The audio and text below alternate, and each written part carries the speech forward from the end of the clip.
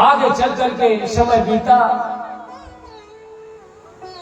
विचित्र वीर्य और चित्रांगद ये भी दुनिया से चल बसे। अब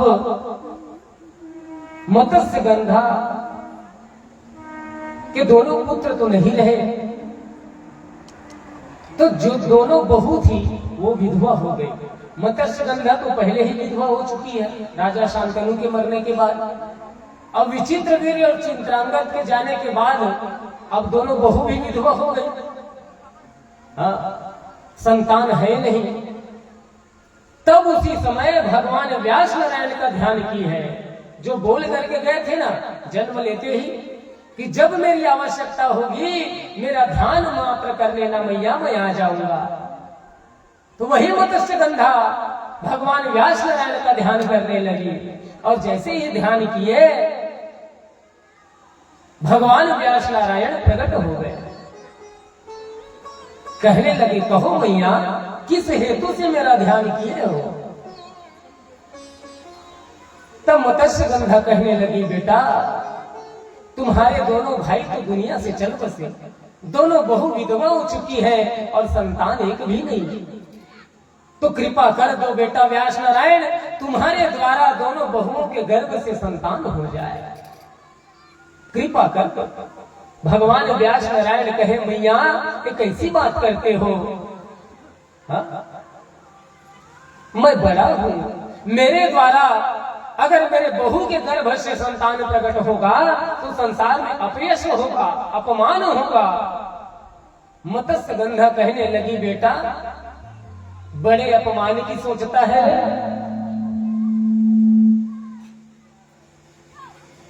भगवान है तू, और भगवान को कोई दोषारोपण नहीं करता। भगवान को कोई दोषारोपण नहीं करता। विचार करके देख, तुझे भी मैंने कुंवारी अवस्था में जन्म दिया था, कुंवारी अवस्था में तुझको भी मैंने जन्म दिया है। कोई तेरा अपमान करता है? नहीं। तो ऐसा मत सोच बेटा, कृपा कर दे दोनों बहू के गर्भ से संतान हो जाए। तब व्यास नारायण कहे, ठीक है मैया, तो ऐसा ही चाहती है तो ऐसा ही होगा। और वास्तव में समर्थ को नहीं अरे दोष गुसाई, रवि पावक सुर सर की नाई। समर्थवान को कोई दोषारोपण नहीं करता। अभी के समय में देख रहे हो ना, कोई गरीब आदमी वही गलती करे तो 1000 लोग उसकी गलती निकालने के लिए खड़े हो जाएंगे। और वही गलती अगर कोई करोड़पति व्यक्ति करता है तो उसकी गलती निकालने के बजाय 1000 लोग उसका साथ देने के लिए तैयार हो जाते हैं। समर्थ को नहीं दोष गोसाई। लोग सत्य क्या है असत्य इस पर ध्यान नहीं देते, लोगों को वाहवाही चाहिए।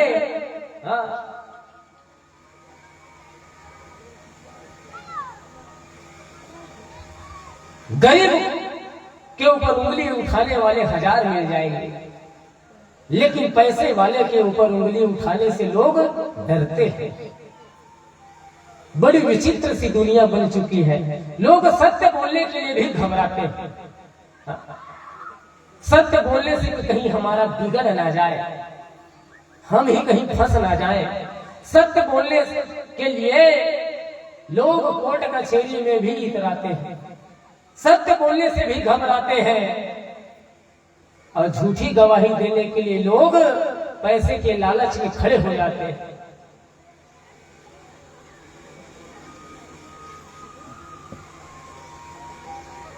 तो दोनों बहू को कहे मत्स्यगंधा मैया कि देखो बेटी, लोग लाज मत करना, वो भगवान है, कोई साधारण पुरुष नहीं, उनसे लज्जा ना करना। भगवान का आदेश है व्यास नारायण का, अगर तुम उनके सामने से निर्वस्त्र अवस्था में पार हो जाओगी तो तुम्हें संतान प्राप्त हो जाएगा। किस अवस्था में? निर्वस्त्र अवस्था में। दोनों बहू थोड़ा सा सहन तो गई, लेकिन सोचने लगी अगर कुछ क्षण के लिए निर्वस्त्र होकर के अगर पार हो जाते हैं तो संतान मिल जाएगी। ये सोच करके दोनों बहू ने विचार किया। अंबिका ने सोचा आंख है तो संसार है, आंख नहीं तो कुछ नहीं, इसलिए काली पट्टी आंख में बांधे और निर्वस्त्र होकर के भगवान व्यास नारायण के सामने से गुजर गई। बोले वृंदावन बिहारी लाल की। भगवान व्यास नारायण ने दोनों हाथ उठा करके आशीर्वाद दिया कि जाओ देवी, जिस भावना को लेकर के हृदय में जो भावना रख करके तुम मेरे सामने से गुजरी हो, उसी भावना के अनुरूप तुम्हें संतान प्राप्त हो जाए। तो क्या हुआ? जब संतान हुआ तो कैसे हुआ? आंख में पट्टी बांध करके गुजरी थी, इसलिए संतान हुआ लेकिन अंधा जन्म हुआ। बोली वृंदावन बिहारी लाल की। अंधा संतान जन्म हुआ। यही धृतराष्ट्र कहलाया। जानते हो ना धृतराष्ट्र को? कौन कौन जानते हो? हाथ उठाओ, नाम सुने हो? हाँ, डोकरी दाई मन भर जानते। ए ढार नहीं जाना, कोरा है और ढार डोकरी दाई हम उठाई से हाथ जानते गा, लेकिन हाथ उठाए में बहुत ताकत लगते। कैसे गा? बहुत ताकत लगते, मत उठाओ। धृतराष्ट्र है ना, जिनके 100 पुत्र हुए कौरव, जो महाभारत युद्ध में मारे गए। धृतम राष्ट्रम यस्य सह धृतराष्ट्र, जो राष्ट्र अर्थात देश को टुकड़ा टुकड़ा कर दे, ऐसे राजा को ही धृतराष्ट्र कहा जाता है। बोली वृंदावन बिहारी लाल की। अब दूसरी रानी अंबालिका, उसकी बारी आई। इसने भी सोचा अगर शरीर में मैं कुछ लगा लेती हूं और पार हो जाती हूं, बस वस्त्र नहीं पहनना है, ऐसा आदेश है, वस्त्र नहीं पहन के कुछ और चीज लगा लेती हूं। तो क्या किया अंबालिका ने? पीली मिट्टी आती है ना, उसको पूरे शरीर में चुपड़ लिए और भगवान व्यास नारायण के सामने से निर्वस्त्र गुजर गई, पार हो गई। उनको भी दोनों हाथ उठा करके आशीर्वाद दिया भगवान व्यास नारायण ने कि देवी, जिस भावना को हृदय में धारण करके मेरे सामने से तुम पार हुई हो, उसी भावना के अनुरूप तुम्हें संतान मिल जाए। तो इनके गर्भ से कैसा संतान हुआ? संतान हुआ जरूर, लेकिन पांडु रोगी हुआ, अर्थात पीलिया रोग से ग्रसित बालक का जन्म हुआ। पूरा शरीर पीला पड़ गया था।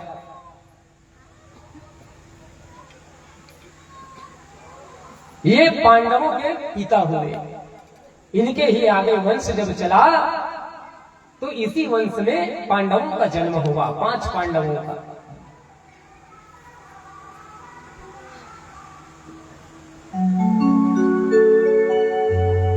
अब जब कौरव पांडव युद्ध हुआ,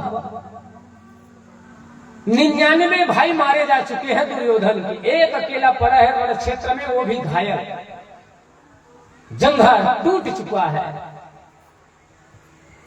कारण क्या है? जंघे पर प्रहार किया। कथा सुने होंगे आप सब, महाभारत की कथा। गांधारी के 99 पुत्र मर गए, एकमात्र बचा था दुर्योधन।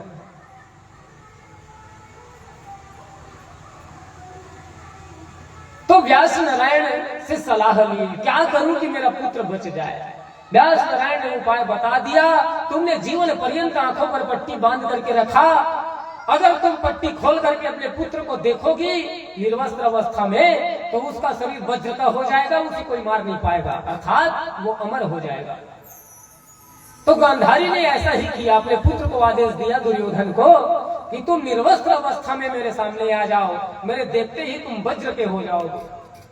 निर्वस्त्र हो करके आ रहे थे अपने कमरे से निकल करके, और कन्हैया को तो सब पता होता है घट घट की बात।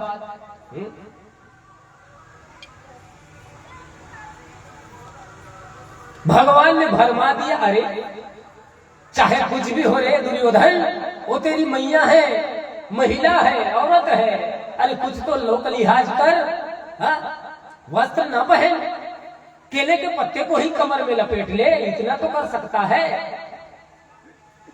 भगवान ने बुद्धि को भरमा दिया तो दुर्योधन ने केले के पत्ते को कमर भाग में लपेट लिया और चले गया अपने मैया के पास।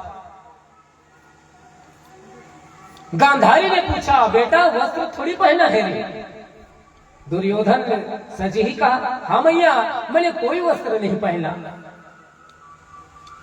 गांधारी ने आंखों से पट्टी खोले और जैसे ही नख से शीर्ष तक के देखा, जहां जहां पर नजर पड़ी है शरीर पर, सारा शरीर वज्र का हो गया दुर्योधन का। लेकिन कमर भाग में केले के पत्ते को लपेट रखा था, इसलिए वह भाग वज्र का नहीं हुआ, कच्चा रह गया। ये कृष्ण की लीला है प्यारे। आगमन गम पुराण बखाने, और गोविंद के गति गोविंद जाने। गोविंद की लीला परंपार है। भीम की प्रतिज्ञा को पूर्ण करने के लिए भगवान ने यह लीला रची। भीम ने प्रण लिया था ना दुर्योधन के जंघे को तोड़ने का। जब द्रौपदी को भरे स्वयंवर में अपने जंघे में बैठने को कहा था, उसी समय प्रण लिया था भीम ने, तेरे जंघे को तो मैं ही तोड़ूंगा रे दुर्योधन। अगर पूरा शरीर वज्र का हो जाता तो भीम का प्रण कैसे पूरा होता? इस कारण से भगवान ने लीला रची है।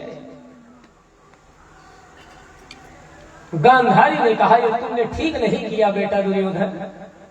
युद्ध में जब तुम अपने कमर भाग को बचा लोगे तो तुम अमर हो जाओगे, तुम्हें कोई नहीं मार पाएगा। लेकिन समय पा करके भीम ने गदा युद्ध के विपरीत जाकर के कमर भाग के नीचे गदा चला दिया। गदा युद्ध में कमर से नीचे प्रहार नहीं किया जाता,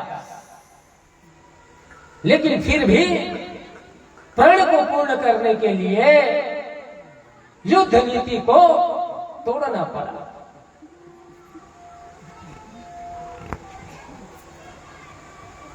तो जब जंघा टूटी, हाय हाय करहते करहते पड़ा हुआ था रण क्षेत्र में, उसी समय द्रोणाचार्य के पुत्र अश्वत्थामा पहुंचे। अश्वत्थामा कहे, दुर्योधन, मैंने तुमने कहा था कि सेना नायक सेनापति मुझे बनाओ, लेकिन तुमने मेरी नहीं मानी और उसका नतीजा तुम भुगत रहे हो। अभी के अभी देखो, मैं जाता हूं शिविर में, पांचों पांडव के सिर को काट करके तुम्हारे सामने लाऊंगा। सीधा चला गया रात्रि में अश्वत्थामा।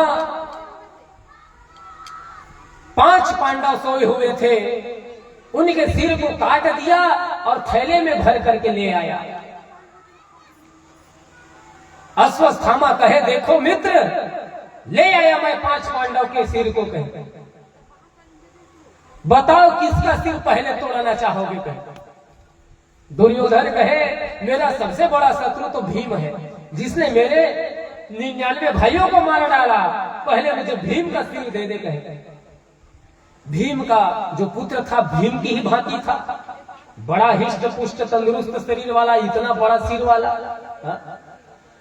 भीम के सिर समझ करके दिया।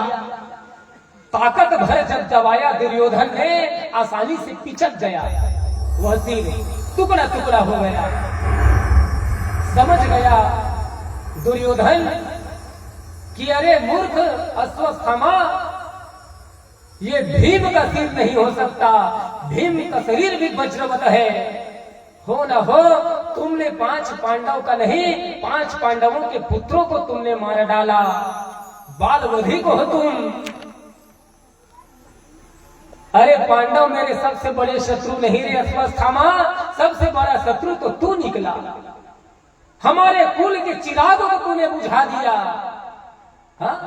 अरे यही आगे चल करके पानी पिंडा इत्यादि करते गत क्रिया कार्य, उनको भी तूने मार डाला। मेरा सबसे बड़ा शत्रु तो तू निकला रे अश्वत्थामा। अगर प्राण प्रिय है तुझे तो भाग यहां से, अर्जुन के बाणों से अब तू नहीं बच पाएगा। अश्वत्थामा घोड़ा में चढ़े और भागने लगे।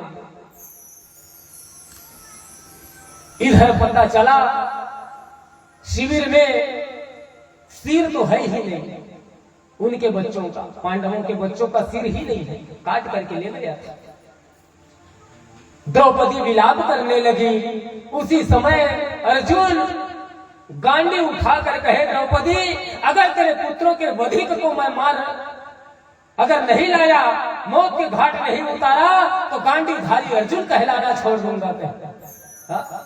कन्हैया को आदेश दिए पहली बार कि कन्हैया मुझे उधर ही ले चल जिधर मेरे पुत्रों का वधिक भाग रहा है। भगवान तो सब जानते हैं, रथ में बैठाए अर्जुन को और उधर ही ले गए जिधर अश्वत्थामा भागा चला जा रहा था। नाग पाश में बांधे और ले आए द्रौपदी के पास। कहे, ले देवी क्या करना है इस दुष्ट के साथ, तू ही बता दे।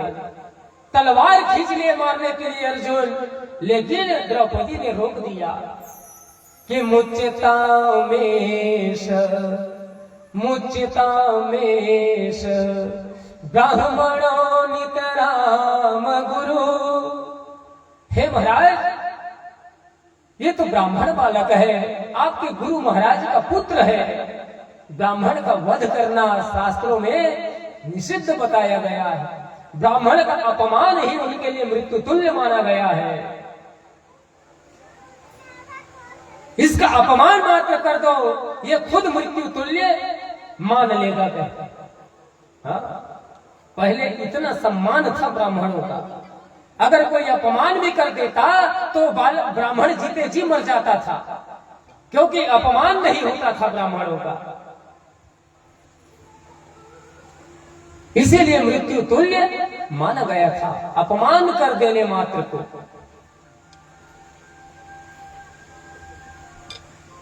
अर्जुन ने अश्वत्थामा के मस्तक पर लगे मणि को उखाड़ लिया। ज्ञान दीप नाम करके मणि उनके मस्तक में था, उसको बाण की नोक से उखाड़ दिया। भगवान की सारी लीला चल रही है प्यारे। सारे करता धरता महाभारत युद्ध में कन्हैया ही थे। ये 5 पांडव तो धर्म स्थापना के मात्र एक निमित्त थे। इनको निमित्त बनाए थे 5 पांडवों को धर्म की स्थापना के लिए। अब अश्वत्थामा बदला लेने की तो सोच लिया है। इस कुल के चिराग को मैं ही बुझाऊंगा। अर्जुन का पुत्र अभिमन्यु की पत्नी उत्तरा, इनके गर्भ में बालक पल रहा है। यह जान करके ब्रह्मास्त्र को छोड़ दिया। उत्तरा के गर्भ में वह बाण जा चुभा, ब्रह्मास्त्र जा चुभा उत्तरा के गर्भ में। बालक का शरीर टुकड़ा टुकड़ा हो गया गर्भ में। जोर जोर से कराह कराह करके चिल्ला चिल्ला करके कन्हैया को पुकारने लगी ये उत्तरा कि जयति जयति देवो देवकी नंदनोयम, जयति जयति कृष्णा वंशी वंशो प्रदीपा, जयति जयति मेघा श्यामला कोमलांगम, जयति जयति पृथ्वी भरना श्याम को नहा। हे गोविंद, मेरी रक्षा करो भगवान, कहीं मेरे प्राण निकल ना जाए। भगवान उसी समय आए और तुरंत जिस दर्द से व्याकुल तड़प रही थी उत्तरा, उस दर्द को भगवान खींच लिए। भगवान कैसे रक्षा करते हैं अपने भक्तों की? एक मैया की तरह, जैसे एक मैया अपने पुत्र की रक्षा करती है हर संकटों से, उसी तरह भगवान रक्षा करते हैं। कैसे? करहु सदा तिनके रखवारी, अजिमी बालक राखे महतारी। महतारी की तरह रक्षा करते हैं। गोस्वामी तुलसीदास जी ने स्पष्ट लिख रखा है रामचरितमानस ऐसे दिव्य ग्रंथ में। और भगवान जिसकी रक्षा करे प्यारे, उसकी कौन क्या बिगाड़ सकता है। ब्रह्मास्त्र ने अपना काम कर दिया था, लेकिन वहां भी भगवान गर्भ में प्रवेश किए और उस बालक के शरीर को पुनः जोड़ दिए। बोले श्री वृंदावन बिहारी लाल की।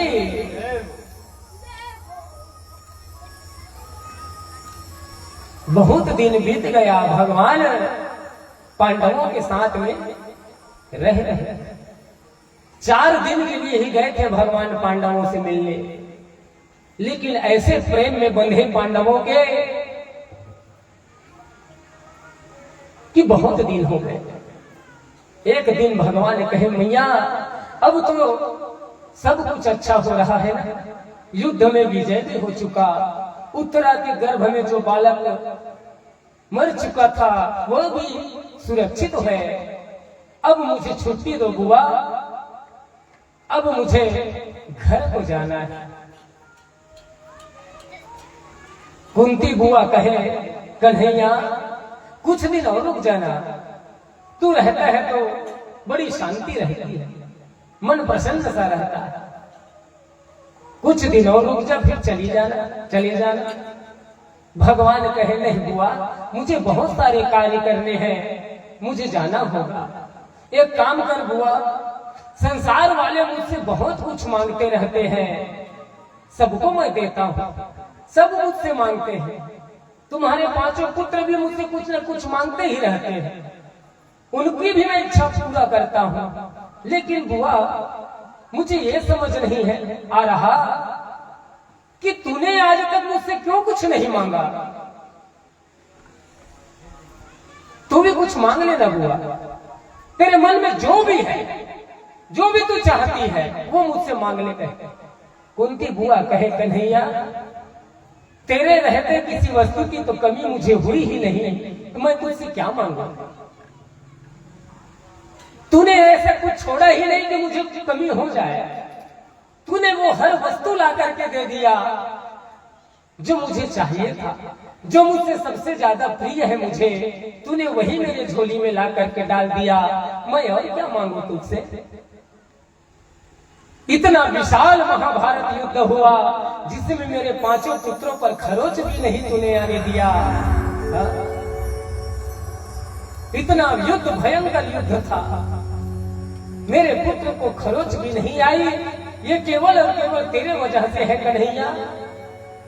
जब मेरे 5 पुत्र सुरक्षित मेरे गोद पर है तो मुझे और किसी वस्तु की आवश्यकता ही नहीं कन्हैया। तुझसे और क्या मांगू, तेरा दिया तो सब कुछ है मेरे पास। मेरे पुत्र से बढ़ करके बड़ा उपहार मेरे लिए और क्या हो सकता है। इतना बड़ा उपहार तो तूने मुझे दे दिया, इस महाभारत जैसे जटिल युद्ध से सुरक्षित मेरे पुत्रों को तूने निकाल दिया। कन्हैया कहे, बुआ लेकिन मेरा मन संतुष्ट नहीं है मां। बुआ कुछ मांग लेना रे। संसार वाले झोली फैला करके मुझसे मांगते हैं, दिन में 1000 बार मांगते हैं, फिर तू एकमात्र ऐसी है कि कभी मुझसे कुछ नहीं मांगा। एक बार तो मुंह खोल बुआ, कुछ तो मांग ले। जीवन भर तूने दुख झेला, तकलीफ झेला, कुछ तो ले ले बुआ। जब कन्हैया ने बहुत जिद किया तब कुंती बुआ कहने लगी, कन्हैया तू इतना ही जिद करता है ना, तो चल ठीक है, बड़े सोच विचार के मैं तुझसे मांग रही हूँ, पीछे मत हट जाना। कन्हैया कहे, जब मांगूंगी तो पीछे मत हट जाना, तुझे देना ही पड़ेगा। कहे, अरे मैं वचन देता हूँ बुआ, तू जो मांगेगी मैं दूंगा। संसार में ऐसी कोई वस्तु नहीं जो मैं तुझे ना दे सकूं। सब वस्तु मैंने ही प्रकट किया बुआ, कोई वस्तु संसार में नहीं जो मैं ना दे सकूं। एक बार मांग तो सही। तब कुंती बुआ कहे, कन्हैया तो देना ही चाहता है ना, तो एक काम कर, संसार में जितनी विपत्ति है, दुख है, पीड़ा है, तकलीफ है, वो सारे दुख तकलीफ विपत्ति को मेरे झोली में डाल दे। भगवान की आंखों में अश्रु आ गए। कहे, बुआ ये तूने क्या मांग लिया? मैंने तो तुझे सुख मांगने को कहा था, तूने दुख मांग लिया बुआ। अरे संसार में ऐसा मेरा कोई भक्त नहीं, कोई प्रेमी नहीं जो मुझसे दुख मांगे, और तूने मुझसे आज दुख मांग लिया। मैं कैसे तुझे दुख दूं? जीवन भर तो तूने दुख ही पाया है बुआ। लेकिन कन्हैया कैसे पीछे हट जाते, वचन दिए। लेकिन फिर भी पूछे, बुआ एक कारण बता, तूने दुख मांगा क्यों? तब कुंती बुआ कहे, कन्हैया जब जब मेरे ऊपर दुख आया, जब जब मेरे पुत्रों के ऊपर आंच आई, तो ढाल बन करके खड़ा रहा, उन पर कभी खरोच तक नहीं आने दिया। मेरे पुत्र जब सुखी है तो मैं सुखी हूं, और जब जब विपत्ति आती है ना तो तू हमारे साथ होता है। मेरे कहने का मतलब यही है कन्हैया कि हमारे जीवन में विपत्ति आते रहे, ताकि तू हमारे सामने हमेशा हमेशा के लिए रहे। मैं तुझे अपने से दूर नहीं करना चाहती। बोली वृंदावन बिहारी लाल की। ऐसी है माँ कुंती का प्रेम। भगवान से विपत्ति मांग ली, हमने कभी विपत्ति नहीं मांगा। हमने तो धन दौलत रुपया पैसा, जमीन जायदाद, पुत्र परिवार, यही सब मांगा जीवन भर। कभी हमने भगवान को भगवान से ही नहीं मांगा। कभी भगवान को मांगे हो कि भगवान आप सदैव के लिए हमारे हो जाओ, मेरा जो है सारा कुछ भले ले लो, कभी मांगे नहीं। भगवान को हम नहीं मांगते, भगवान से हम वस्तु मांगते। अरे भगवान ही जब तुम्हारे हो जाएंगे प्यारे, तो संसार में ऐसी कोई वस्तु नहीं बचेगी जिसकी तुमको चाह हो। कन्हैया ही अगर तुम्हें मिल गए तो ऐसी कोई वस्तु नहीं जो तुम्हारे पास ना हो। सारे संसार की सुख सुविधा, वैभव, धन लबालब वो दे देते हैं। और धन मांगोगे प्यारे तो वो धन तो दे देंगे, वो भी तुम कुछ दिन में खर्च कर करके खत्म कर दोगे। फिर मांगोगे तो बार बार थोड़ी देने आएंगे कन्हैया। एक बार मौका देते हैं जीवन में सबको, बार बार नहीं। इसलिए कन्हैया को धन दौलत ना मांगो, कन्हैया से कन्हैया को ही मांग लो। जब वो जीवन में आएंगे तब जीवन में हर कुछ होगा आपके पास। कभी भी भगवान से धन दौलत ना मांगना, पुत्र परिवार ना मांगना, उनको बस उनकी कृपा मांगना। और उनकी कृपा जब मिलेगी तो कोई वस्तु की कमी आपके पास नहीं होगी। बोली वृंदावन बिहारी लाल की। भगवान 4 दिन के लिए गए और 4 महीने रुक गए। जब उत्तरा के गर्भ से बालक का जन्म हुआ, उत्तरा के गर्भ में कोई और नहीं, राजा परीक्षित पल रहे थे, जिसके निमित्त में स्वामी सुखदेव जी अब आगे 7 दिन तक की कथा सुनाएंगे। उत्तरा के गर्भ से वही बालक का जन्म होता है, राजा परीक्षित का। बोलिए परीक्षित जी महाराज की। सुंदर नामकरण हुआ। विष्णुरातः भगवान ने रक्षा किया,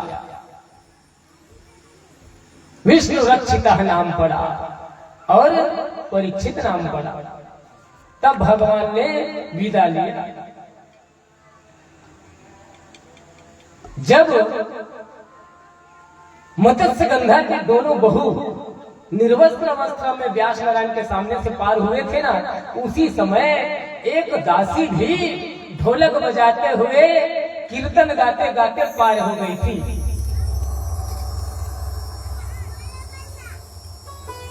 एक बार एक राजा के राज्य में चोरी हुआ।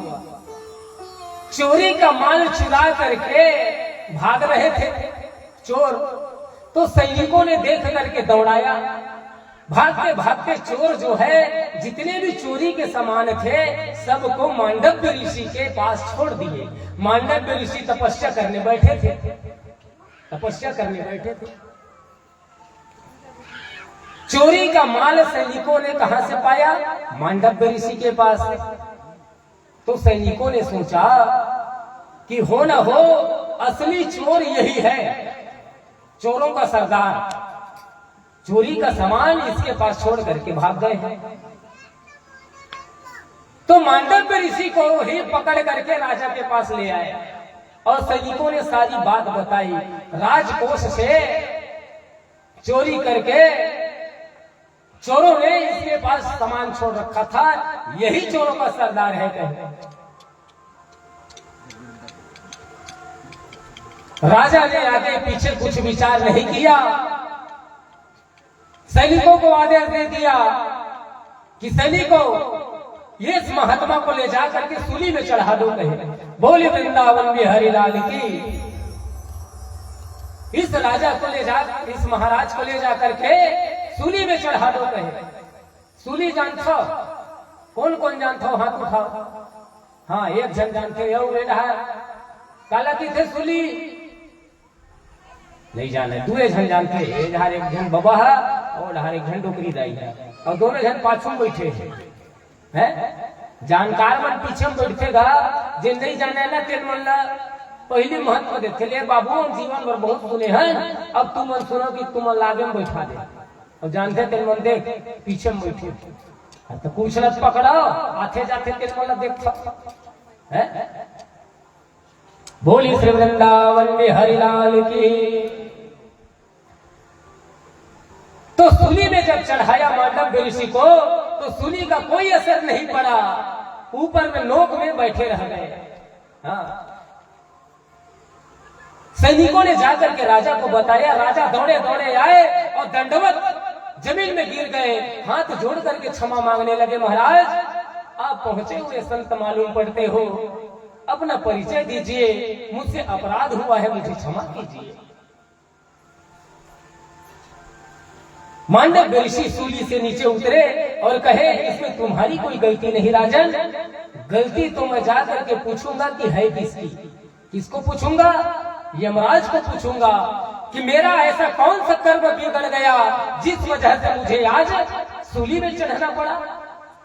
हो न हो मेरे कर्म का ही कोई यह चुकारा है जिस वजह से आज मुझे सूली में चढ़ाया गया। यह प्रश्न मैं यमराज से करूंगा। कहे यमराज को यह बात पता चली तो सोचने लगे जितना विलंब करूंगा मिलने में उतना ही क्रोध बढ़ता जाएगा मांडव्य ऋषि का, इसलिए पहले मुझे ही जाना चाहिए। कहे इधर से मांडव्य ऋषि जा रहे थे हम लोग की और उधर से यमराज आ रहे थे, दोनों की मुलाकात हुई रास्ते में।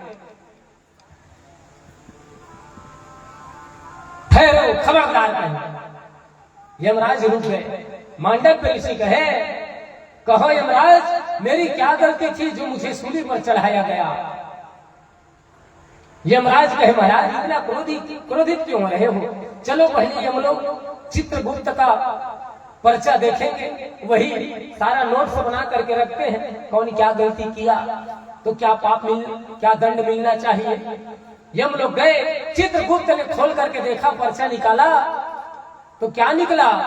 मांडव्य ऋषि ने बाल्यकाल में 10 वर्ष की अवस्था में एक टिड्डी जेल हमन का की धन है मच्छर जी का है महाराज टिड्डी जो फसलों को खा जाता है, कनकट्टा जी है, फाफा अलग होते यार, टिड्डी कीड़ा। अरे वो पिचरिंग नहीं कुछ थे, 2 टावर ऐसे लगे नहीं थे। कनकट्टा की देखा ना हम छत्तीसगढ़ी में टिड्डी कहते हैं उसको। तो उसी कीड़े को ये मांडव्य ऋषि बाल्यकाल में कांटे से चुभा करके मार डाले थे।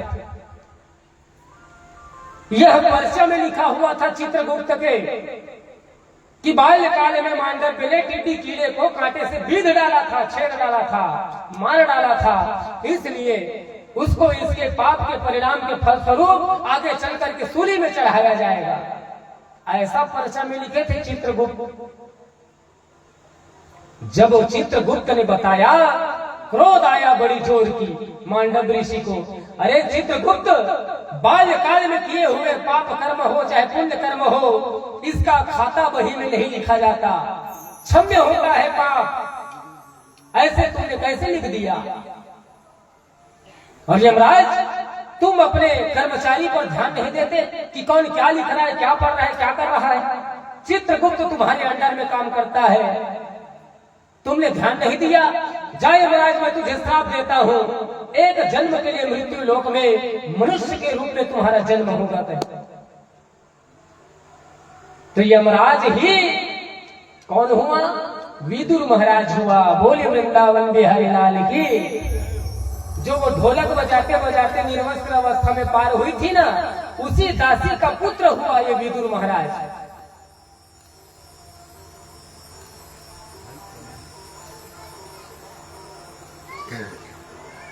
10 मिनट में छुट्टी देंगे भाई, क्योंकि आज सारी जो थोड़ी थोड़ी व्यवस्था है, पहले दिन था है ना, इसलिए थोड़ा सा गड़बड़ हुआ था। 10 मिनट में बस कथा चलेगी, उसके बाद छुट्टी देंगे। 3 बजे तक चलेगी, उसके बाद आधे घंटे का विराम होगा चाय नाश्ता पानी के लिए। 3:30 बजे फिर कथा प्रारंभ होगी, ठीक है ना? कैसे जेठू भैया, आधा घंटा छुट्टी ठीक रही? भोजन तो हो गए सबके, चार्जिंग है नहीं, वो चाय नाश्ता बचे, पानी में खौलाए कही दे, चढ़ा दे, है नहीं? दूध बस डाले काम रहा है, चाय पत्ती शक्कर सब डाल दे, अदरक वदरक सब लकूट पीसी, है नहीं? बोले वृंदावन बिहारी लाल की। तो महाभारत युद्ध जब हुआ तो ये 5 पांडव कैलाश की ओर चल पड़े। राजा परीक्षित को राज्य का भार संभालने के लिए दे दिए, राज तिलक कर दिए। बर बस राज सुत ही नृपदीन्हा, और हरि हृदया कमल बल कीन्हा। पेट वाले भैया के डंडा अपने अपन काम करत रखे आए, छूटत कई बार हो गया। देख भैया संभाल के धर गया। तो परीक्षित महाराज को राज्य भार दे दिए और 5 पांडव चल पड़े कैलाश की ओर भगवान शिव का दर्शन पाने। जब कैलाश गए, भगवान शंकर थे ही नहीं, तो सोचने लगे कि हमने महाभारत युद्ध में अनेकों जीवों की हिंसा की है, कौरवों की किए, भीष्म पितामह की, गुरु द्रोणाचार्य की, हाथी घोड़े सब मारे गए, सैनिक बल इत्यादि। इसलिए भगवान शंकर हमें पापी समझ करके हमें दर्शन नहीं देना चाहते। शायद इसीलिए वह अंतर ध्यान हो गए। खोजते खोजते गए तो नर नारायण पर्वत के पास बहुत सारे भैंसों का झुंड था। जब ज्योतिष खोल करके देखे सहदेव, तो उसमें पता चल गया कि भैंसों के झुंड में भोले बाबा भैंस का रूप धारण करके मिले हुए हैं झुंड में।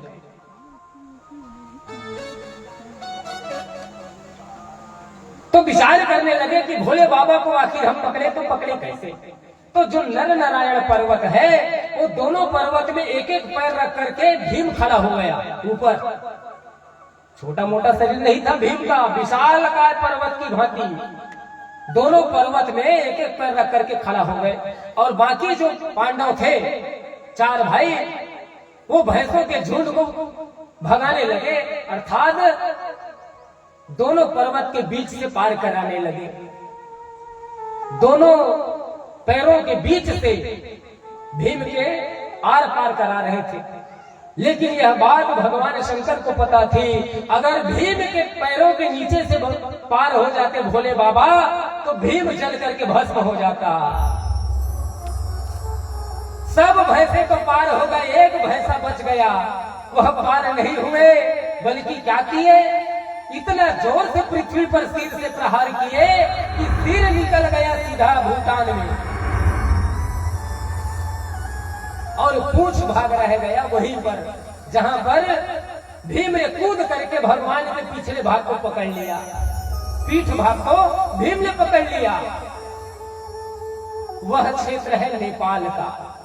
नेपाल में पशुपतिनाथ के नाम से आज भी पूजा हो रही है। 12 ज्योतिर्लिंग में से एक ज्योतिर्लिंग है भगवान पशुपतिनाथ का, जहां पर आज भी पूजा हो रही है। सिर भाग नेपाल में है और पीठ वाला भाग केदारनाथ में है, झारखंड में। केदारनाथ के रूप में वहां हम उनकी सेवा करते हैं, दर्शन करते हैं। तो आप देखोगे केदारनाथ में तो पीठ भाग कहां है? झारखंड के समीप केदारनाथ के रूप में हम दर्शन करते हैं। तो वहां देखोगे जैसे भैंसे का पीठ होता है ना भाई, तिकोना जैसा, वैसा ही आकृति है केदारनाथ का। और आप पशुपतिनाथ दर्शन करने जाओगे तो वहां शिवलिंग नहीं है, वहां केवल मुख की आकृति है। बाकी कहीं भी ज्योतिर्लिंग में आप जाओगे तो शिवलिंग की आकृति आपको मिलेगी, लेकिन पशुपतिनाथ जब आप दर्शन करने जाओगे तो जैसे मुख की आकृति होती है, नाक कान आंख सब बना हुआ है, ऐसी आकृति है वहां शिवलिंग में। बोलिए पशुपतिनाथ भगवान की जयकारा जोर से लगाया करो, दोनों हाथ उठा के। ठेला बैठन काम नहीं चले है ना, कीर्तन भी होते तो एकदम बीमार पड़े हो बताऊ दवाई पर हम बैठे हैं, कुछ न बताबे करो, न बोलो, न ताली, न आरती, न भजन, न कीर्तन, ठेला बैठन बात नहीं बने। अभी मेरे झगड़ा खोवन के दूझन दाई बहनी मतलब झगड़ा हो गए आपस में, ओ पूरा गांव धनक रही। अब कीर्तन करे बार नहीं चला गया। बोलिए श्री बाल कृष्ण लाल की।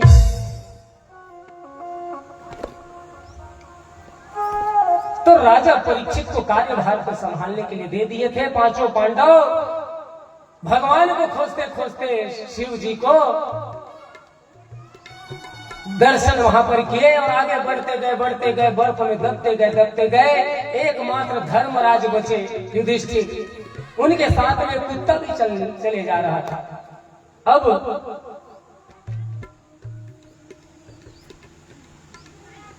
विमान आया देवलोक से धर्मराज को लेने के लिए। तो धर्मराज जैसे ही चढ़ने लगे तो साथ में कुत्ता भी चढ़ने लगे। तो जो देवदूत आए हुए थे वो मना करने लगे, नहीं महाराज, ये जो विमान आया है ना, ये केवल और केवल आपके लिए आया है, ये कुत्ते के लिए नहीं आया है। धर्मराज कहे, देवदूतों, जितना दूर चल करके संघर्ष करके मैं आया हूं बर्फ में चलते चलते, उतना दूर ये कुत्ता भी आया है। जितना परिश्रम मैंने किया उतना परिश्रम इस कुत्ते ने भी किया है, इसलिए इसका भी बराबर अधिकार बनता है विमान में चढ़ने का, देवलोक जाने का। अगर एक कुत्ता नहीं जाएगा तो मैं भी नहीं जाऊंगा। ले जाना है तो हम दोनों को ले जाओ, नहीं तो हम दोनों नहीं जाएंगे। वो तो देवदूत परीक्षा ले रहे थे भाई, वो कुत्ता कोई और नहीं, धर्म देवता ही कुत्ते का रूप धारण किए थे। धर्म देवता साक्षात प्रकट हो गए और कहे, हे धर्मराज, आपका धर्म इतना दृढ़ है कि आपकी बराबरी कोई नहीं कर सकता। वास्तव में आप जीवन पर्यंत धर्म पर चले हैं, इसमें जरा भी संदेह नहीं।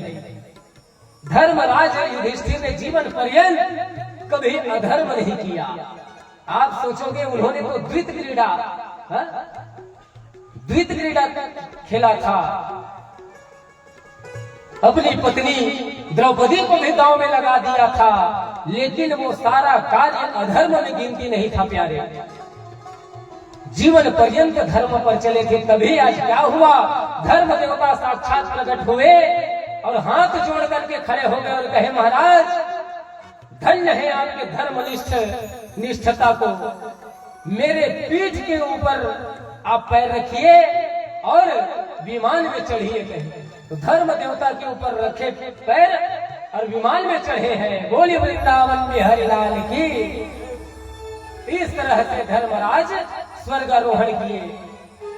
और अब इधर राजा परीक्षित राज शासन चलाते चलाते में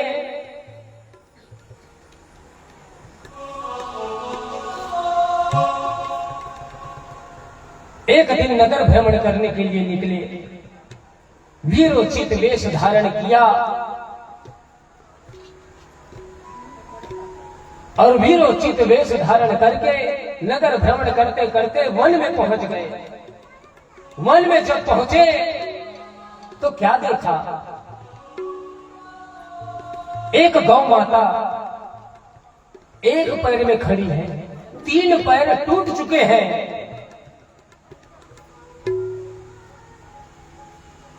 एक बैल, उसके भी एक पैर बस है, 3 पैर टूट चुके हैं, एक एक पैर में खड़े हैं गौ माता और बैल, और रो रहे हैं। ये है कौन? सौनकादि ऋषियों ने प्रश्न किया स्वामी सुखदेव जी से, महाराज हे सुत जी, ये आखिर गौ माता और बैल है कौन जो केवल एक ही पैर से खड़े हैं? इनके 3-3 पैर कहां गए, कैसे टूट गए? तो सूत जी महाराज कहे, सुनो सौनकादि ऋषियों, पृथ्वी ही गौ माता रूप धारण करके रो रही है और धर्म ही बैल का रूप धारण करके वो रो रहा है। पृथ्वी क्यों रो रही है और धर्म क्यों रो रहा है? इसके पीछे भी कारण है। 3-3 पैर टूटे, ये 3-3 पैर है क्या? सत्यता, पवित्रता और दया, ये 3 पैर टूट चुके हैं। पृथ्वी में ये 3 चीज है ही नहीं, सत्यता, पवित्रता और दया। सत्यता कहां चला गया? कोर्ट कचहरी अदालत में, वहां जो जितना झूठ बोलता है वही विजयी होता है। हाँ? झूठ को अंबार लग जाता है, इसलिए सत्यता का भी कोई महत्व नहीं रह गया पृथ्वी में। पवित्रता कहां चला गया? होटल, रेस्टोरेंट इत्यादि में कोई पवित्रता नहीं। हाँ? कोई शुद्धता का ध्यान नहीं। दया कहां चला गया? कसाई घरों में, जहां मांस काटा जाता है। केवल और केवल एक पैर से खड़े हैं यह पृथ्वी और धर्म। कौन सा पैर है वह? दान वाला पैर। 4 पैर थे धर्म के भी और पृथ्वी के भी, सत्यता, पवित्रता, दया और दान। आज भी अगर पृथ्वी सही सलामत खड़ी है, धर्म टिका हुआ है, तो केवल और केवल दान की वजह से टिका हुआ है प्यारे। अगर यह पैर भी टूट गई तो समझ लो उसी दिन प्रलय आ जाएगा। बोले वृंदावन बिहारी लाल की। कलयुग पर्वताकार शरीर धारण करके प्रेत की भांति इस पृथ्वी रूपी गौ माता और धर्म रूपी बैल के ऊपर लातों से प्रहार कर रहा था, और गौ माता और धर्म रूपी बैल रोने लगे। जिस दृश्य को देख लिया राजा परीक्षित ने, और उस समय राजा परीक्षित ही भारत भूमि पर राज शासन चला रहे थे। क्रोध आ गया, आंखें लाल हो गई और कहे, अरे दुष्ट, मेरे राज्य में रहते हुए मेरी गौ माता के ऊपर लातों से प्रहार कर रहा है, तू कौन है? मार डालूंगा तुझे, बता तू कौन है? कहे। तब कलयुग कहे कि महाराज मैं कोई और नहीं, मैं कलयुग हूं। अरे मैं तो सभी युगों में श्रेष्ठ हूं, मुझे मारने से आपको लाभ नहीं उल्टा हानि हो जाएगा। कहे। राजा परीक्षित का माथा ठनका, अरे ये क्या है? जो गौ माता के ऊपर लातों से प्रहार करता है वो ये कह रहा है कि सभी युगों से मैं श्रेष्ठ हूं। ऐसा कैसे हो सकता है? कारण पूछे राजा परीक्षित। तब कलयुग कहे, सुनो महाराज, मैं श्रेष्ठ क्यों हूं इसका कारण आप सुनिए। सतयुग में लोग हजारों हजारों वर्ष तक के ध्यान करते थे, करोड़ों वर्ष बीत जाते थे तपस्या करते करते, लेकिन जरूरी नहीं होता था कि भगवान मिल जाए। सतयुग सब योगी विज्ञानी, करि हरि ध्यान तरहि भव प्राणी। करोड़ों वर्ष तक ध्यान करते थे तब भी भगवान शायद ही किसी किसी को मिलता था। ये सतयुग की बात है। और त्रेता में यज्ञ की प्रधानता थी। बहुत से धन खर्च करने के बाद बड़े से बड़ा यज्ञ करना पड़ता था, तब जाकर के पुण्यों का संग्रह होता था, तब भगवान की प्राप्ति होती थी। त्रेता विविध अरे यज्ञ नर करहि, प्रभु ही समर्पित भवसागर तरहि। यज्ञ की प्रधानता थी त्रेता युग में। और द्वापर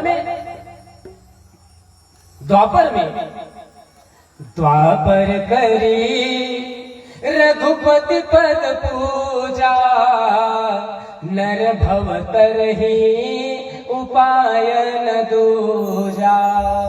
और कोई उपाय ही नहीं था। द्वापर युग में पूजा की प्रधानता थी। पंचोपचार, षोडशोपचार, 32 उपचार, 64 उपचार से पूजा होता था। जब राजा महाराजा पूजा करवाते थे ना, तो सारे बर्तन स्वर्ण के हुआ करते थे। इतना खर्च करके जब पूजा करते थे, बड़ा सा बड़ा अनुष्ठान, तब जाकर के भगवान की प्राप्ति होती थी। अर्थात भवसागर से जीव पार होता था। बड़ा कठिन था बाकी युगों में मोक्ष प्राप्त करना, भवसागर से पार होना। ये सारी बातें कलयुग बता रहे राजा परीक्षित को। लेकिन कलयुग में ऐसा, मेरे युग में ऐसी महानता है, कोई खर्च नहीं, कोई आडंबर नहीं। बस क्या करना होगा? राम राम सुमिरत एक बारा, उतरहि नर भव सिंधु अपारा। अरे एक बार बस राम कहना है और भवसागर से जीव को पार हो जाना है। इतना ही नहीं, लोग कितना यत्न करते हैं। आप लोग को एक ही बार नाम लेना है, 1000 बार नहीं। एक बार कैसे लेना है? मन को निर्मल रखना होगा। और मन निर्मल एकाएक होता नहीं प्यारे। मन निर्मल होता है भगवान की भक्ति करने से, भगवान की कथा सुनने से। लेकिन इतना समय तो है ही नहीं आज के समय में। इसलिए क्या करना है? बस काम करते रहो और नाम जपते रहो। काम करना भी जरूरी है। गृहस्थ आश्रम में है हम सब, तो काम करेंगे नहीं तो परिवार का पालन पोषण होगा कैसे? इसलिए काम करते रहो और नाम जपते रहो, तभी काम चलेगा। अब ये कहोगे महाराज गृहस्थ में है, दिन भर 24 घंटा कमाथन महाराज, कमाए बाद आथन खातन पीतन सोचथन, भगवान के नाम लेवर समय नहीं मिले। ऐसे करूँ गड़बड़ हो जाए, है ना भाई? तो काम भी करते रहिए और भगवान का नाम जपने का आदत आप डालिए। ना जाने किस क्षण में प्राण निकल जाए, और उसी क्षण में यदि आप भगवान का नाम लिए हो तो आपका उद्धार होना तो स्वाभाविक है प्यारे। भगवान का नाम लेने की आदत डालिए। आदत बनते देरी है। हमारा शरीर ऐसा बनाया है भगवान ने, जो आदत हम बना लेते हैं ना, फिर वो हम ना चाहते भी हुए भी वो करते रहते हैं। उदाहरण के रूप में बताऊं, जैसे शुरू में मोटरसाइकिल जब हम चलाना सीखते हैं, चाहे कार हो चाहे साइकिल ही क्यों ना हो, जब मोटरसाइकिल कार चलाना सीखते हैं ना, तो पहले हमें ध्यान रखना पड़ता है कि कब हमें क्लच दबाना है, कब ब्रेक लगानी है, कब एक्सीलरेटर देना है। ये सारा चीज हमें ध्यान रखना पड़ता है, क्योंकि हम सीख रहे होते हैं। और जब पूरी तरह से सीख जाते हैं ना, तो बस हमारा ध्यान केवल रोड में है, कहाँ ब्रेकर है, कहाँ खड्डे हैं। हाथ पर ऑटोमेटिक सारा कार्य कर लेता है। हमारा शरीर का निर्माण भगवान ने ऐसा ही किया। यदि हम नाम जप करने की आदत डाल लेंगे, भले ही हमारा दिल दिमाग सारा चीज काम करने में लगा रहेगा, लेकिन हमारा हृदय नाम जप करते रहेगा। प्यारे बोले वृंदावन बिहारी लाल की। ऐसा हमारा शरीर निर्माण भगवान ने किया। इसलिए आदत डालिए। एक बार आदत बनते देरी है, 3 दिन 4 दिन लगेगा बस। उसके बाद आप स्वयं से नाम जप करते रहोगे, आपको खुद पता नहीं रहेगा और काम भी आप करते रहोगे। बड़ी सुंदर बात बता रहा हूं, गांठ मान लीजिए, एक बार करके तो देखिए।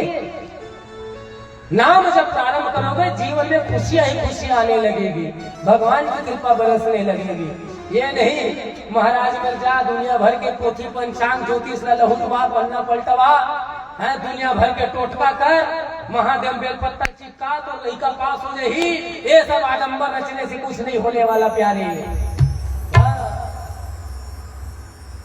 टोटका जीवन में काम नहीं करेगी। अभी अभी कुछ क्षण पहले बताया, भगवान से कुछ मांगो मत, भगवान से भगवान को ही मांग लो, है ना। स्वार्थ से भरी भक्ति काम नहीं आती प्यारे। जीवन पर्यंत टोटका करो और करते रहोगे लालच में कि ये टोटका करने से मुझे ये मिलेगा, ये टोटका करने से ये मिलेगा, जीवन पर्यंत भटकते रह जाओगे। मरने के बाद भी कीड़े मकोड़े की योनि में जाना पड़ जाएगा। ये सब टोटके के चक्कर में आप मत रहिए, नाम जप करिए। नाम जप से ही भवसागर से पार हुआ जा सकता है, कोई टोटके से नहीं। बोले वृंदावन बिहारी लाल की। यही शिक्षा देती है भागवत कि क्या करना है और क्या नहीं। इसलिए कहता हूं बच्चों को भी लेकर के आइए, उनको फोर्स कीजिए। ये बड़ी सुंदर जगह है प्यारे, सुंदर बैठने की व्यवस्था, ऊपर छावनी की व्यवस्था, बीच में यज्ञकर्ताओं के द्वारा चाय पानी की भी व्यवस्था रख दिया जाता है। हा? नाचा देखे घर में बोरिया बिस्तर धर के जाए, चटैल बिछा के बैठ के देखी, कुछ नहीं है, रात भर जाड़ पाही छावनी घला नहीं है, न चाय पानी की व्यवस्था नहीं है, फिर भी वहां जाही आदमी मन मीठा थेगा। रामायण भागवत में देख ले, छट्टा छट्टा और नाचा पेखन में ये डट्टा डट्टा कहा जाते तबल है। हम टीकम भाई है नाचन तक जाते बजाए भाई, तो जाना थे कहाँ डट्टा है कहाँ छट्टा है ना।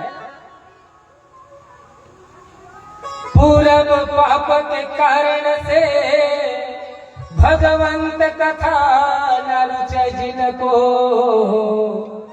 एक नारी बुलाई लई घर में नचवावत है द्वैतारीन को। मृदंग कहे धिक है मंजीरा कहे किनको किनको, तब नारी उठाई के हाथ कहे इनको इनको इनको इनको। नाचा में क्या होता है? यही होता है। क्या करते हैं? एक नारी बुलाई, नाचा के लिए बुलाते हैं ना भाई नाच पार्टी वाले को, तो वो नाचती है। एक नारी बुलाई लई घर में नचवावत है द्वैतारीन को। 2-4 लोग मिलकर नाचते हैं ना, तो क्या होता है? मृदंग कहे, ढोलक कैसे बजता है? धिक धिक की आवाज निकलती है, बजाओ जरा। हाँ, धिक धिक, धिकार है कहा है ना। मृदंग कहे धिक है तो मंजीरा कहे किनको किनको। मंजीरे की आवाज कैसे निकलती है? किन किन की आवाज है ना। तो मंजीरा क्या करे? किनको किनको धिक्कार है। मंदिर ढोलक ने क्या कहा? धिक्कार है। तो मंजीरा पूछ रहा है किसको किसको धिक्कार है, किन किन को धिक्कार है। तब वो नाचने वाली कन्या कहती है हाथ उठा के। कैसे नाचते? हाथ उठा के नाचती है ना। तब हाथ उठाई के नारी कहे इनको इनको इनको इनको। जो नाच देखने आए हैं इन सबको धिक्कार है। अरे जहाँ जीव को धिक्कारा जाता है जीव का सम्मान होता है, वहां आने में उनके पैरों में दर्द हो रही है। ये कोई साधारण जगह नहीं प्यारे, जीवन को परिवर्तन कर देने वाली यह कथा है। जीवन जीने की शैली सिखाती है भागवत, लेकिन जीवन जीना सीखना नहीं चाहते लोग तो मांस मदिरा का सेवन करके बेवड़े की तरह पड़े रहना पसंद करते हैं, लेकिन कथा सुनना पसंद नहीं करते। अरे क्या रखा है उस मदिरे में जो सुबह चढ़ाओगे शाम को उतर जाएगी। अरे पीना है तो कथामृत पी करके देख प्यारे, एक बार जब चढ़ेगी ना तो मरते दम तक पीछा नहीं छोड़ेगी। ये है भागवत की कथा। यहाँ नौ रस है, रस एक नहीं, यहाँ संतों की वाणी है, पानी नहीं। मल धोया करो कबहू की तहूँ, मन का मल तो धुलता है यही। यहाँ डूबत जो तर जाता यही, वहाँ डूबत जो मर जाता वही। अरे मन में जो मल भरा हुआ है ना, कौन सा मल? खड्विकार रूपी मल, काम क्रोध मद लोभ मोह मत्सर ईर्ष्या द्वेष रूपी विकार मन में भरा। अपने ही सगे संबंधी परिवार जन को ज्यादा पैसे कमाते देखते हैं ना, तो मन में ईर्ष्या होने लगती है ना। किसी के पास ज्यादा धन मोटर कार देखते हैं तो लोभ होने लगता है। यही सब विकार को तो यह कथा दूर करती है प्यारे। जीवन जीने की शैली हम नहीं सीखेंगे तो ये सब विकार हमें घेरे रहेगी। ईर्ष्या द्वेष लोभ काम ये सब हमें सताते रहेगी। अगर इन सब से पीछा छुड़ाना है तो आपको कथा में मन लगाना होगा, कथा सुनना होगा।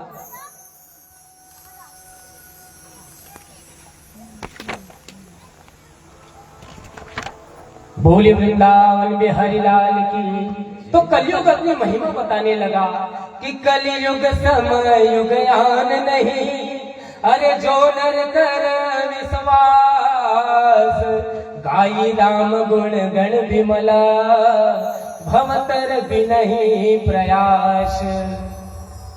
कलयुग में न तप की जरूरत, न पूजा की, न यज्ञ की, बस राम का नाम ही सहारा है। जैसे दशरथ ने नाम लिया और भवसागर से पार हुआ, लेकिन पूरा नहीं, देवलोक तक के गए। राम राम हा राम कही, राम राम कही राम, तनु पर ही रघुबर बिरहा, राम गयो सूरधाम। सूरधाम अर्थात देवलोक। एक बार कहने से उद्धार होता है, लेकिन दशरथ ने 6 बार कहा तो भी नहीं हुआ, देवलोक तक के टिक गए। क्यों ऐसा हुआ? क्योंकि उन्होंने पुत्र मान करके राम कहा, ईश्वर नाम समझ करके नहीं। तो पुनः वापस आए हैं मृत्यु लोक में। कहा? जब भगवान का राज्याभिषेक हुआ,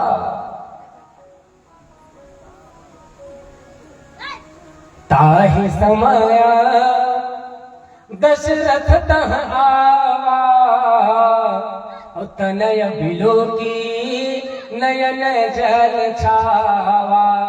पहली बार देखेगा बहु बेटा एक साथ बैठे। अब आजकल का होते बहु बेटा पलंग में बैठे है, भूमि में बैठे लिखे सास ससुर है, कोई मर्यादा नहीं रहेगा आजकल। सिखावे नहीं करे थे दाई दादा मन, तो कहां सीखी लड़का मन? ये सब परेशानी है ना, सिखैया में गलती है। हम गुरु बने हैं, अगर गुरु होए के फर्ज नहीं निभाएं, तुमने सही गलत के मतलब नहीं समझाएं, तो हमारे गुरु कहलाना व्यर्थ है। वैसे अगर तुम अपन लड़का सही गलत के फर्क नहीं बताए है ना, धर्म के रास्ता में नहीं चलाए, तो माता पिता कहलाना भी तुम्हारा व्यर्थ है।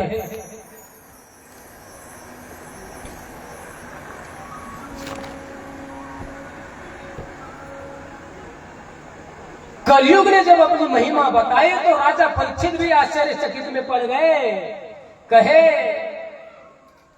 ये तो बड़ी समस्या आने पड़ी, वाकई में तुम तो महान हो रहे कलयुग। एक काम करते हैं, तुम्हें 3 स्थान दे देते हैं, 5 स्थान। द्वित क्रीड़ा में दिया, मदिरालय में दिया, वैश्यालय में दिया, कसाई घर में दिया। तब कहे कलयुग इतने से काम नहीं चलेगा महाराज, 8 स्थान और दे दो, कहे कुछ महंगी वस्तु में स्थान। तब कहे जा रहे अन्याय से संचित जो स्वर्ण होगा, सोना, जल बड़े चाव से पहनते हमारे माता बहिनी मन गहना बनवा, अन्याय से संचित जो स्वर्ण होगा उसमें तुम्हारा वास होगा। कहे ऐसा कहते ही ठहाका मार के हंसे कलयुग और राजा परीक्षित के सिर में जा बैठे मुकुट में। और जैसे मुकुट में बैठे प्यास लगने लगी, पानी की तलाश में इधर उधर विचरण किए तो शमीक महात्मा मिले जो तपस्या करने बैठे थे। बहुत जल का याचना किए राजा परीक्षित, लेकिन शमीक महात्मा जल नहीं दिए। तो क्रोध में आकर के वहीं पर मरा हुआ सर्प था उसे उठाए और शमीक महात्मा के गले में डाल दिए। कलयुग तो सिर में बैठ करके प्रेरणा कर रहा था कि क्या देखते हो, अरे तुम जिस राज्य के राजा हो इनको तुम्हारे द्वारा अन्न धन मिलता है और तुम आज साधारण 1 गिलास पानी आज मांग रहे हो, तुम्हें नहीं दिया जा रहा। अरे उठाओ तलवार और मार डालो शमीक महात्मा को। ऐसा कलयुग प्रेरणा कर रहा था सिर में बैठकर। लेकिन राजा परीक्षित का पुण्यों का संग्रह असंख्य था, पुण्य का संग्रह ज्यादा था, इसलिए वह पाप कर्म करने से बच गए। केवल मरे हुए सर्प को उठाए और शमीक महात्मा के गले में डाल दिए और चले गए राजा परीक्षित। इधर शमीक महाराज के पुत्र श्रृंगी ये स्नान करने गए थे सरोवर। शमीक महात्मा के शिष्यों ने जाकर के श्रृंगी ऋषि को बता दिया कि आपके पिता के गले में किसी ने मरा हुआ सर्प डाल दिया। दौड़े दौड़े आए श्रृंगी महात्मा, आकर के देखे तो वास्तव में गले में सर्प पड़ा हुआ है। ध्यान लगा करके देखे तो श्रृंगी को पता चल गया कि राजा परीक्षित ने मरा हुआ सर्प मेरे पिता के गले में डाला है। कमंडल से जल निकाले और श्राप देने लगे। कहे अरे राजा परीक्षित, तूने मेरे पिता के गले में मरा हुआ सर्प डाला है, जा मैं तुझे श्राप देता हूं, आज के 7वें दिन तक्षक सर्प के डसने से तेरी मृत्यु हो जाएगी। जल को छिड़क दिया आसमान की ओर।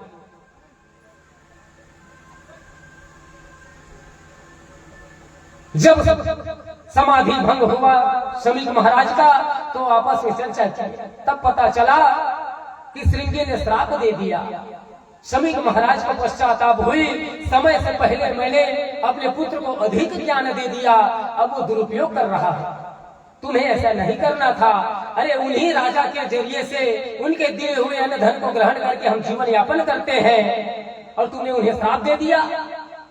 तब गौरव मुख नाम करके अपने शिष्य को कहे, गौरव मुख जा करके राजा परीक्षित को सूचना दे दो, आज के 7वें दिन तक छक के डसने से उसकी मृत्यु हो जाएगी, अपने मुक्ति का उपाय वो ढूंढ ले, जाओ खबर दे दो। गौरव मुख गया और जाकर के राजा परीक्षित को सूचना दिए कि महाराज आज के 7वें दिन तक्षक सर्प के डसने से आपकी मृत्यु हो जाएगी। और वही बात सोचते हुए राजा परीक्षित बैठे हुए थे। जैसे वो घर में पहुंचे, मुकुट उतारे, मुकुट उतारते हुए वो धर्म की बातें सोचने लगे। उनका प्रतिदिन का नियम था कि सुबह से संध्या काल तक जो जो कार्य किए हुए होते थे उन कार्यों में वो विचार करते थे, क्या मैंने आज अच्छा किया और क्या गलत किया। तो यही बात वो सोच रहे थे कि आज मैंने शमीक महाराज के गले में सर्प डाल दिया, ये अपराध मुझसे कैसे हो गया। मैंने तो जीवन पर्यंत महात्माओं के चरण रज को उठा करके तिलक किया है, ये ऐसा दुष्कर्म मुझसे हो क्यों गया। यही सोच रहे थे, उसी समय गौरव मुख आकर के सूचना दिए। सारा कारण था वो अन्याय से संचित मुकुट के कारण। जो राजा परीक्षित मुकुट पहने थे वो जरासंध का था, जिसे भीम ने युद्ध करके उसके मुकुट को ला करके अपने भवन में रखा था। उसी मुकुट को पहन करके राजा परीक्षित नगर भ्रमण करते हुए वन में गए थे, जहां सारी दृष्टि वो देखे थे पृथ्वी रूपी गौ माता और धर्म रूपी बैल के ऊपर कलयुग प्रहार कर रहा था। तो यहीं पर कथा विराम करते हैं। आगे की कथा 4 बजे चालू होगी, जो 6 बजे 6:30 बजे तक चलेगी। आइए 2 मिनट भगवान नाम संकीर्तन करें, उसके पश्चात आगे की कथा अगले जुट बड़े महाराज जी आप सबको श्रवण कराएंगे।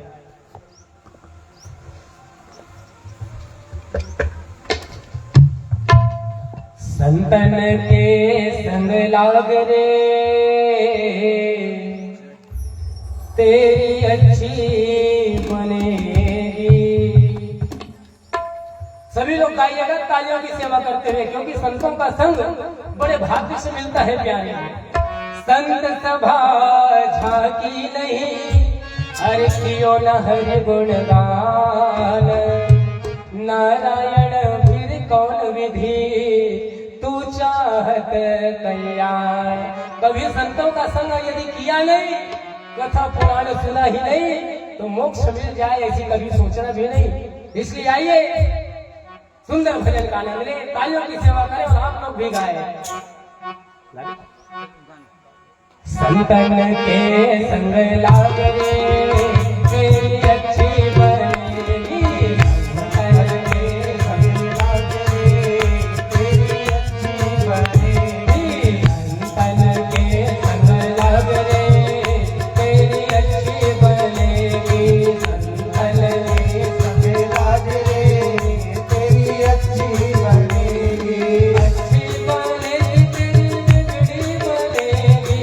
अच्छी बनेगी तेरी बिगड़ी बनेगी। अच्छी बनेगी तेरी बिगड़ी बनेगी। अच्छी बनेगी तेरी बिगड़ी बनेगी। संतन के संग लाग रे, संतन के संग लाग रे तेरी अच्छी बनेगी। संतन के संग लाग रे तेरी अच्छी बनेगी। संतन के संग लाग रे तेरी अच्छी बनेगी। संग कर संग लाग रे तेरी अच्छी बनेगी। जय हो।